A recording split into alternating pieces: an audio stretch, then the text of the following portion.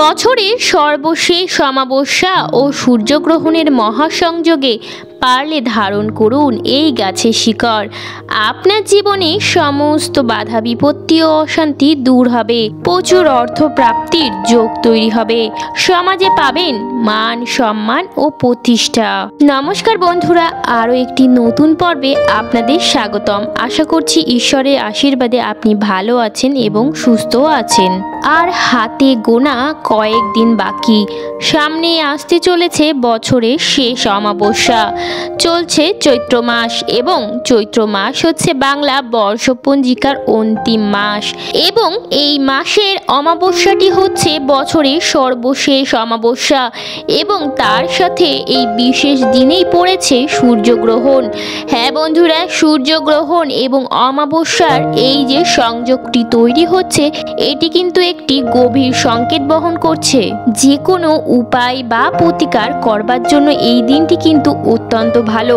আপনি যদি জীবনে নানা বাধা বিপত্তির সমস্যায় ভুগছেন এবং অনেক কিছু করেও যদি সুফলতা না পেয়ে থাকেন, তাহলে এই বিশেষ দিনটিতে এই উপায় অবশ্যই পারলে করবেন, আপনি অত্যন্ত ভালো ফল পাবেন। তাই আমার সকল দর্শক বন্ধুদের কাছে অনুরোধ করব, ভিডিওটি স্কিপ না করে সম্পূর্ণরূপে দেখবেন এবং বন্ধুরা, চ্যানেলটি যদি আপনাদের কাছে নতুন হয়ে থাকে তাহলে চ্যানেলটি সাবস্ক্রাইব করে পাশে থাকবেন। চলুন বন্ধুরা, আসা যাক মূল পর্বে।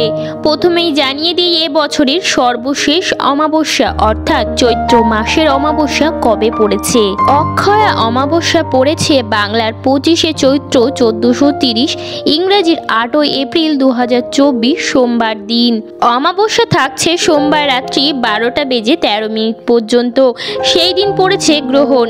গ্রহণ স্পর্শ হচ্ছে রাত্রি 9টা বেজে 12 মিনিটে, গ্রহণ মধ্যরাত্রি 11টা 47 মিনিটে, গ্রহণ সমাপ্তি রাত্রি 2টো বেজে 22 মিনিটে, গ্রহণ স্থিতি 5 ঘন্টা 10 মিনিট। বন্ধুরা, সোমবার দিনই আপনাদের এই কাজটি করতে হবে।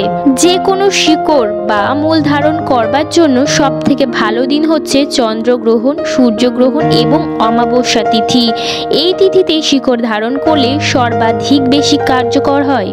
কিভাবে এই শিকড়টি আপনারা ধারণ করবেন এবং কিভাবে শিকড়টি আপনারা জোগাড় করবেন এবং কখন ধারণ করবেন এবং ধারণ করবার আগে কি কি সতর্কতা আপনার অবলম্বন করবেন, সমস্ত কিছুই আমি আজকের এই ভিডিওটিতে বলে দেব। জ্যোতিষ ও শাস্ত্র অনুযায়ী গ্রহ ও রাশির ভিত্তিতে ব্যক্তির জীবনে সুখ দুঃখ সমৃদ্ধি ও পতন ঘটে।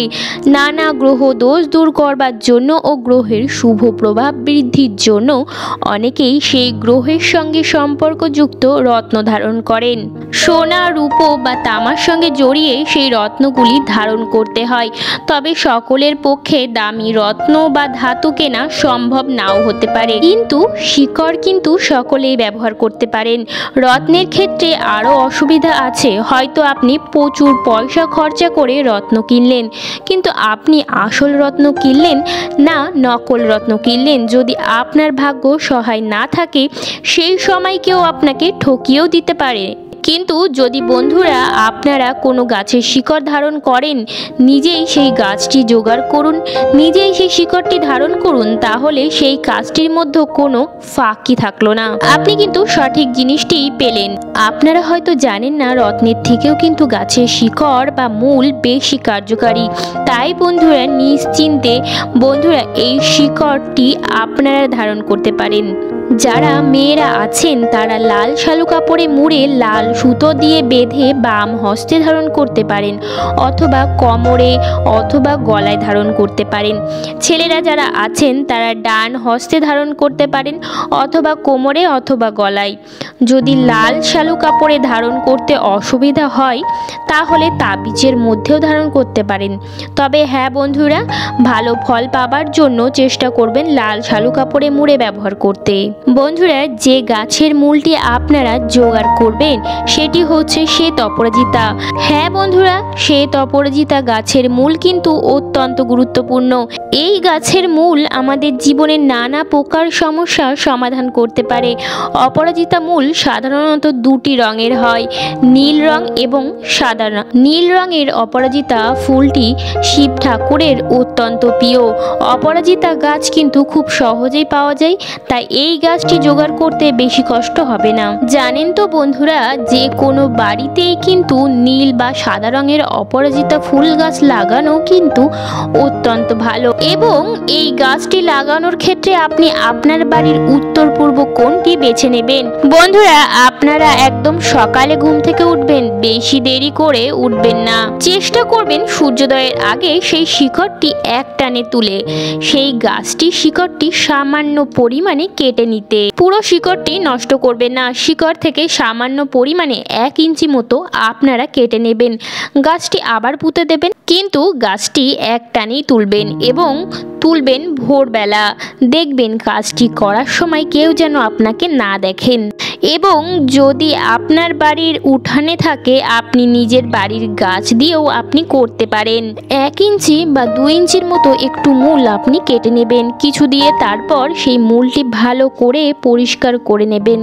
তারপর সেটিকে ঠাকুর ঘরে রেখে দেবেন। কাজটি কিন্তু আপনি স্নান সেরে তারপরই করবেন এবং ঠাকুর ঘরে চলে আসবেন শুদ্ধ বস্ত্র পরে, এবং সেই মূলটি একটি পাত্রে রেখে আপনার যিনি ইষ্ট দেবতা আছে তার চরণে রেখে দেবেন বন্ধুরা। এবং সামান্য সাদা চন্দনের ফোঁটাও তাতে দিতে পারেন, ও সেই মূলটি আপনার ইষ্ট দেবতার চরণেই থাকবে।